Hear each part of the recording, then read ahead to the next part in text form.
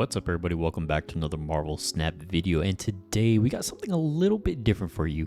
Instead of the usual kind of ladder content, I'm actually going to be showing some battle mode games from today, and I played against Broad. I'm not sure if it's Brode.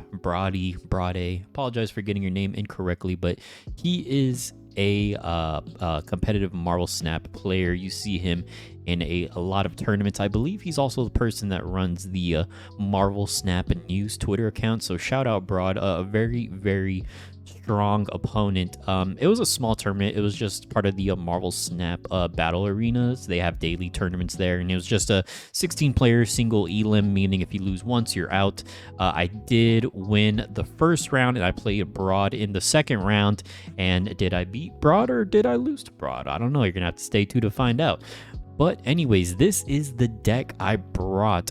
There was no deck restrictions in the tournament, so you could really bring whatever you want, and this is what I brought.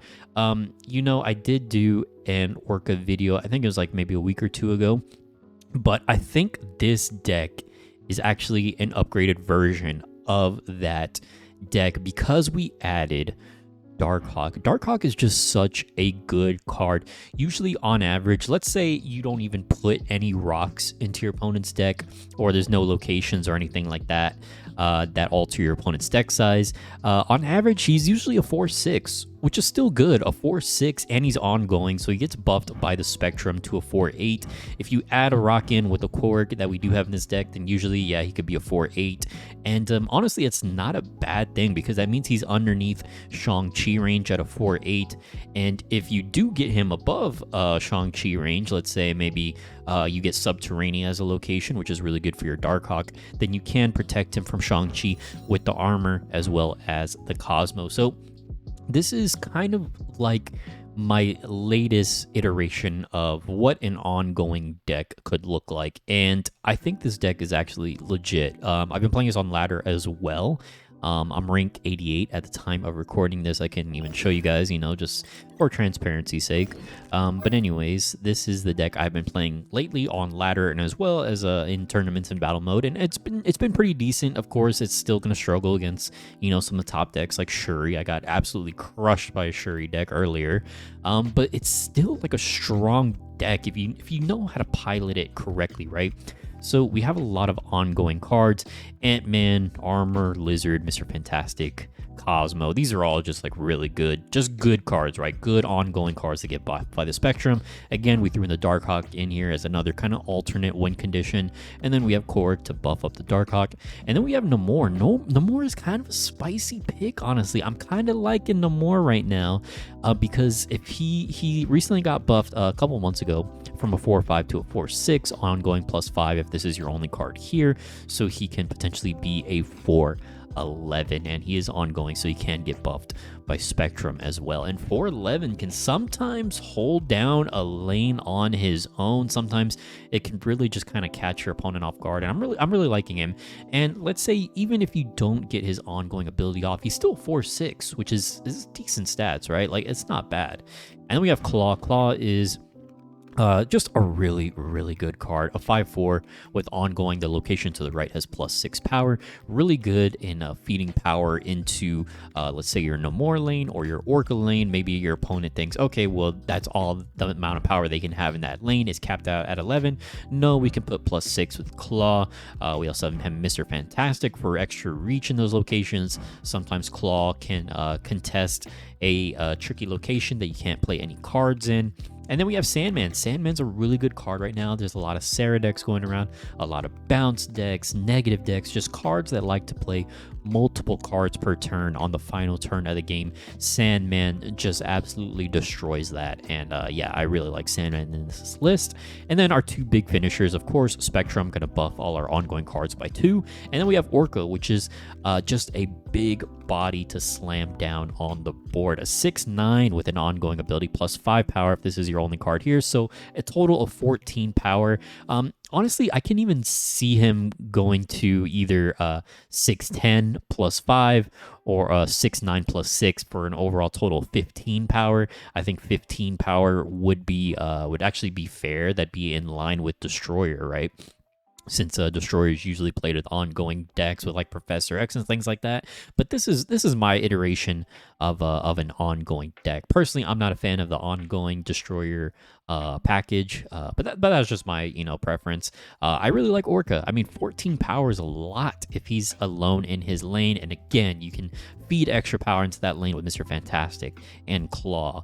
And even let's say you don't get his ongoing ability, a 6/9. A 6/9 is not bad. That's in line with America Chavez, right? Which is played in many decks. So yeah, it's a solid list, and I want to go ahead and show you guys this gameplay from the Snap Battle Daily Tournament that I played against Broad, a very excellent player. So yeah, I will leave a link to this deck code in the description, as well as a link to it on Marvel Snap Zone and snap.fan, whichever website you prefer. You can check it out there, download it, copy the code, whatever, and then I'll leave a link to Broad's Twitter as well if you want to check him out. So let's go ahead and get into this matchup. It is a really good one. I'm kind of going to explain my thought process throughout it. So yeah, let's go ahead and get into it. All right, so let's go ahead and get into the gameplay here. And I'm going to play this at a 1.5 speed, just because there were some times where we were really taking our time with our plays and our thoughts. And so this is a closed deckless event, by the way. So first off, I play the Korg into the Luke's bar. So essentially putting a rock in its deck and then giving that Korg back to me. I snapped because I wanted to be a little bit aggressive with my snaps. I had the Korg and I had the Darkhawk in hand, which is a pretty good combo. So I did go ahead and snap. So at this point, I know that he is playing a Patriot deck, right? Because I see the Misty Knight and I see the Squirrel Girl. But the thing is, it's closed deckless, so I don't know exactly what version of Patriot he is playing. I think later on, as the game goes on, I think I do find out that it is I believe it's KM Deck's Patriot version that he got from a Korean player in a Korean tournament. That has like a Leech and Shang-Chi in it, and Leech just destroys me in this matchup. So here it's looking pretty good for me. I get the Namor in the kiln, which is actually a really good location for Namor. And then I get the 2 draws from Asgard. I snapped. It's looking really good for me. So I'm like, okay, let me go ahead. Let me throw Mr. Fantastic down. That way I can get power onto Luke's bar as well. And then we can throw Korg in there just to actually shuffle another rock into his deck here. And then he plays a Leech, and that Leech is very deadly, because I wanted to play what I probably wanted to do was throw Darkhawk in the middle and then throw Korg one more time into Luke's bar to buff up our Darkhawk even more. And we can see he already played his Shang-Chi, so essentially my Darkhawk is safe from Shang-Chi, right? So here, either the best play is just Spectrum on Luke's bar or Orka in the middle. I opt for Orka in the middle, and this is a really heads-up play by Broad. I got to give him props. He uses the debris to take away the buff from Namor, right? So Namor went from 11 points to 6 points because the debris put a rock into Namor's location. And yeah, now that I know he's running debris, now that I know he's running Leech, I'm thinking, okay, this matchup is actually going to be kind of tough for me. But I try to stick it with it as best as I can. So we have the next round up. I lose 4 cubes early on, which is not good. Not good in battle mode. Losing 4 cubes is not good, right? So we have I threw Korg into Shuri's lab. He threw Squirrel Girl into Shuri's lab. And Korg is actually not that great for this matchup either, since giving him a rock technically can be buffed by Patriot, right? Now, it may prevent him from drawing some of his key cards, like the Patriot or maybe Leech or Shang-Chi.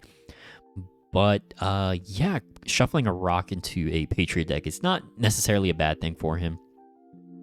So here what I do is I drop the Namor onto Hala, since I know, I can basically destroy that Squirrel and anything else he tries to invest into there. He throws a thing, into Shuri's lab for 12 points, which is a lot of power.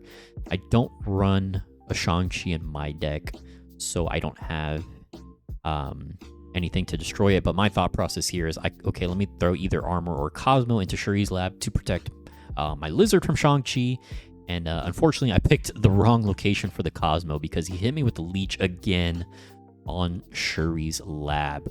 And then here, I don't remember what I do actually. I was recording this gameplay as I was playing through it, but I was not recording my my commentary because I wasn't really focused. So I don't quite remember what I do.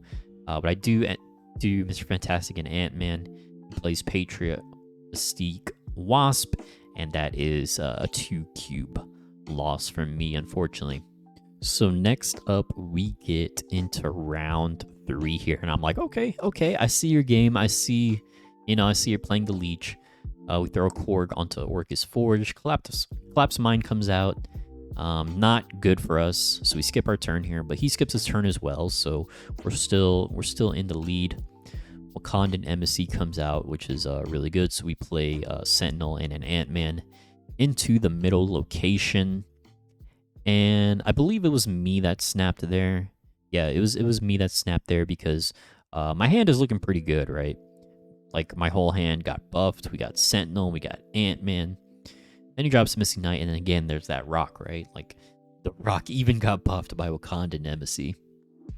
And then here, I'm thinking we'll want to get down the Darkhawk, probably, since we shuffled a rock into their deck. Only thing I'm kind of worried about there is like Shang-Chi. Like, Darkhawk is very vulnerable to Shang-Chi. I probably could have put Cosmo there to protect it, but I opted for the Sandman. That way he can't do like that Patriot Mystique Wasp combo like the last round. He does take me down with the Shang-Chi. And here, I don't remember what the play is, but yeah, there's Orka or there's Spectrum, right, to go for. Spectrum is buffed by Wakandan Embassy, which is really good. Spectrum's at a 7, so I was thinking I think going through my head, it was either Spectrum on the left or Orka on the right. And here, I think I'm just kind of going through my head, trying to figure out what is the best play. I think I opt for the Spectrum, if I remember correctly. Just kind of taking my time here. I do lock in the Spectrum. He plays an Ultron, and I am able to take this game for 4 cubes. So I am not out just yet. And now I know he has an Ultron, right? Because at this point in the matchup, there's still some cards in his deck list that I don't know that he has. And I think there might still be a couple cards in my deck that he doesn't know that I have. So at this point, we're still kind of trying to feel out each other's decks. But for the most part, I kind of know what's in his deck at this point. Again, we throw the Korg down. And I get a Black Cat from Camp Lehigh, which basically does nothing for me. I mean, maybe I could have played the Black Cat there, but I like the Mr. Fantastic for the priority and just trying to get points across multiple locations. That's the thing with this deck too, is that it kind of fits my playstyle, and my playstyle is I'm someone that likes to contest all 3 locations, right? And then here, I remember this play. This was an excellent play, right? I throw a Darkhawk into the Hala because I know my Darkhawk is going to be big at this point. It's like 10 points, 12 points actually, because the rock. And then he throws the thing in there, which is, I think it's a mistake. So I snap on that right away, right? And he retreats. So I think that was the right call by me, contesting that with the Darkhawk. And that was definitely the right call by him, retreating at that point, because he invested a debris, a rock, or no, squirrel, right? A debris squirrel and a thing into that location, and they all got blown up. So that was the correct move on his part to retreat in that situation. So good call on his part. Here we draw a 1 cost from Hell's Kitchen. We get our Ant-Man. Something I want to note about Ant-Man is if I'm not sure where to play him, I generally like to play Ant-Man in the middle because Mr. Fantastic. I'm always going to be playing Mr. Fantastic in the middle as long as I can. So I'm always going to have cards in the middle. So Ant-Man usually makes the most sense to throw him in the middle lane. And then here, we have a couple options. We have the Darkhawk or the Namor we can play on curve. And this here, he plays the thing into Shuri's lab. And again, that's a lot of power into Shuri's lab. And what I'm thinking here is we probably want to protect our Darkhawk from Shang-Chi. So that's why I go ahead and I believe I throw the armor in there. I don't remember if I throw both armor and Cosmo in there, but either way, I just wanted some way to protect my Darkhawk from Shang-Chi. We throw the armor down, then the Cosmo. And then Blue Marvel comes down. I believe that was actually the first time I saw that card in his deck list. And then here we have, this is kind of difficult, right? We have the Spectrum or the Orca. I'm going to pause it real quick because this is actually a point where I'm really like taking my time as to what to do here. And yeah, I'm going back and forth in my head. I'm like, okay, do I want to do the Spectrum on the left or do I do Orca on the right?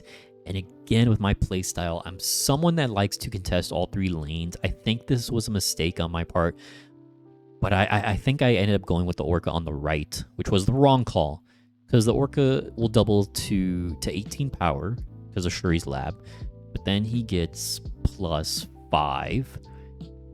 So he will win that location, but he throws an Abomination on the left, Misty Knight in the middle, and then that Wasp on the right. And then I end up losing to Broad. So good game there. Yeah, the Spectrum in the left lane would have won it. I think this definitely was a mistake on my part. Again, it's something I need to work on. Like I wanted to contest the Shuri's lab, but I should have just ignored it. I don't know why. In my head, in that moment, I was thinking I can overtake Shuri's lab. I'm already winning the other two lanes. This is an easy win for me, right? When I probably should have just ignored it. Yeah, Spectrum in the left would have added 9 power, 5 plus 2 to the Darkhawk is 7 plus 2 to the armor is 9, and then would have buffed all my cards in the middle as well. So yeah, unfortunately, I made the wrong decision, and I did end up losing to Broad in the second round of this tournament. Thank you guys for watching. Let me know how you enjoyed this video. This was a little bit different from my usual style of gameplay videos, but I think battle mode is really fun. If you're someone that's kind of frustrated with the current meta and ladder and playing against bots and things like that, I would highly encourage you to check out some tournaments. I'll leave a link to the Snap Battle Arena Discord in the description and down below if you want to check out their tournaments there. They run daily tournaments, and I think as well some bigger tournaments every now and then. And yeah, it's a lot of fun. There are some tournaments, you know, that have no restrictions. You can play any cards you want, like this one, or there are some other tournaments in other Discord servers. It's like pool 3 and below. So yeah, go ahead, check it out. And if you haven't joined my Discord server already, I would love to see you there. We recently found an official name for my community because I wasn't sure what to call my community, right? Because my name is JHugs, and the community was just kind of JHugs Snap, which didn't sound right. So the official name of my community is now the Goose Gang. That's right, the Goose Gang. So if you want to be a part of the Goose Gang, join the Discord. The link for it will be in the description down below. I would love to see you there and chat Marvel Snap with you. I'm in there every day. I'm in there all the time. So yeah, if you ever want to chat up Marvel Snap with me, I would appreciate it and would love to see you there. And if you stuck around to the end of this video, the keyword for this one is going to be Goose for Goose Gang. So if you stuck around to the end of the video, type in Goose in the comments. I know you stayed to the end and that you're a real one for that, and I appreciate you so much. Thank you so much. Appreciate you all. Thanks for watching. I'll see you in the next one. Later.